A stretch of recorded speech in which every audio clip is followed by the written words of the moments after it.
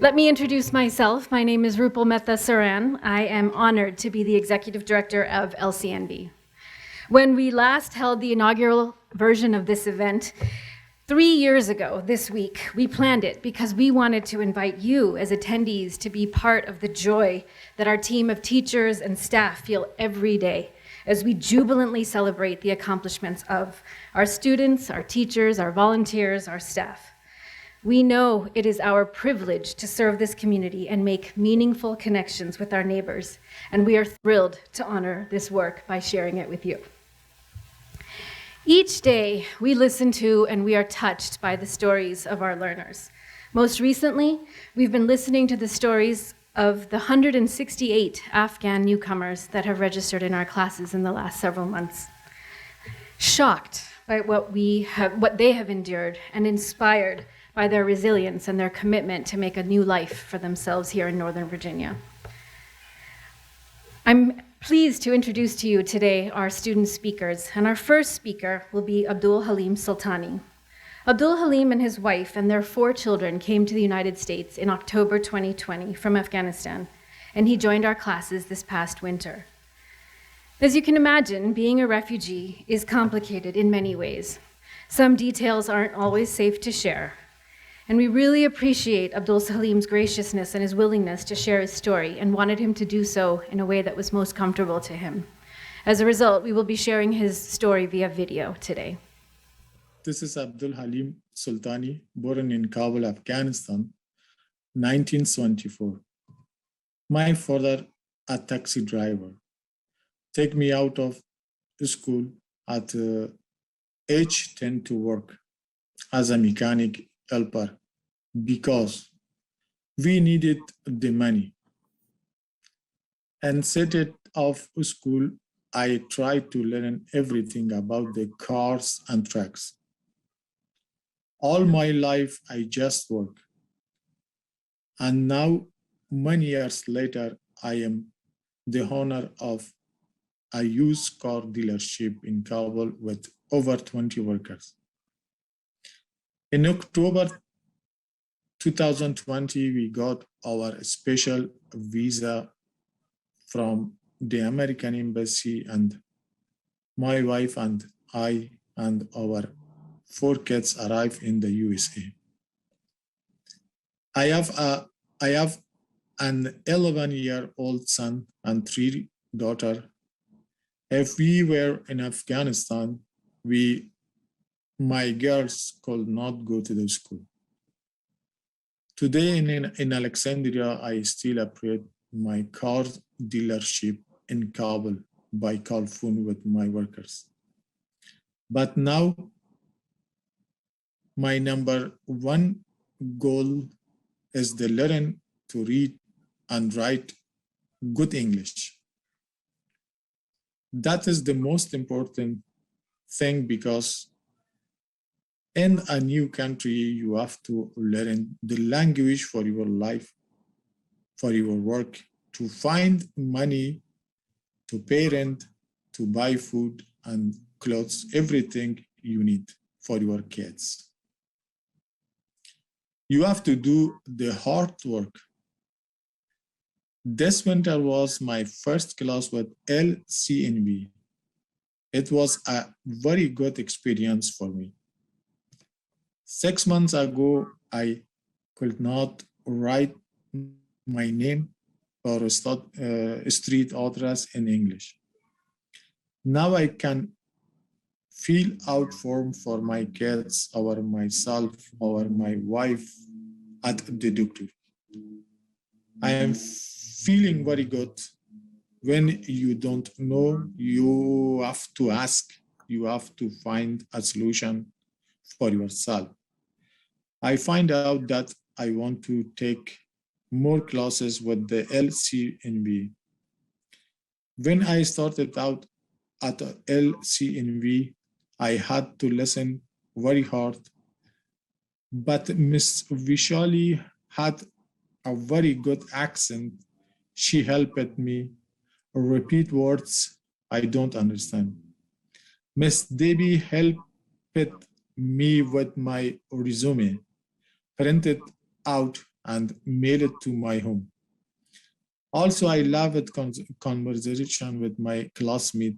I ask my caseworker, if possible, sign me for another class with the same teacher at LCNV. In the middle of February, I got COVID-19 and I had to close myself away from my family. It was a bad time for me. I told myself, even if I can't talk during class, I can listen. So it was very important to me. Miss a class. During Zoom, I don't have to worry about COVID-19. I just thought about what I wanted to learn. My kids love school, ask me all the time, what is this, what is that? I tell them to just give me time. I to him trying hard to learn. Once I have better English skill, to the number 2 goal is to pass my CDL chemical driver license test. I can drive a tracks. I know everything about the tracks. I just don't have the license with me, CDL. I can get a job as a driver, truck driver, a good job, bring a good life. I talk to myself and I talk with my wife and she's agree with me. Until then, I am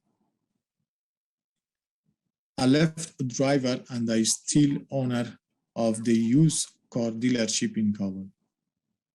I will tell other to learn English as soon as you come to this country. There is peace here. You just have to work hard to find it, a good life. Thank you so much.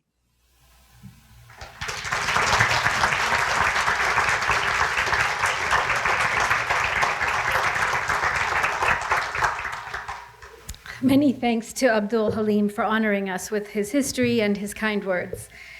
He is still taking classes with us, and just our next session of classes just started last week. We're cheering him on and all of our students as they continue to accomplish so many of their goals. I want to take a moment to tell you a little bit about the LCNV staff.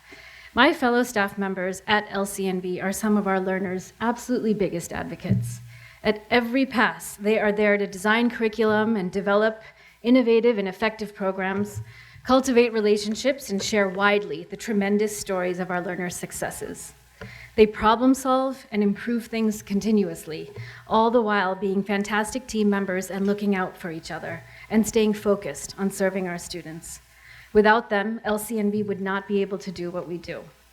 Please stand if you are part of the LCNV staff.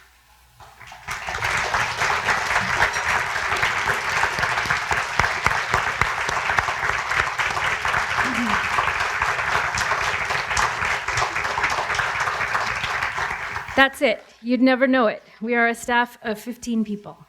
Thank you so much for making each day of hard work something that we can all be proud of. I would also like to recognize our instructors and our volunteers, the more than 500 volunteers we work with every year who truly amplify our work by bringing their passion, their understanding, and their skills to every aspect of running our organization and teaching our students. They have built the community that we are today. Today, we have many volunteers in the room, including many who were instrumental in helping put on this event today. Please stand if you're an LCNV volunteer instructor or instructor.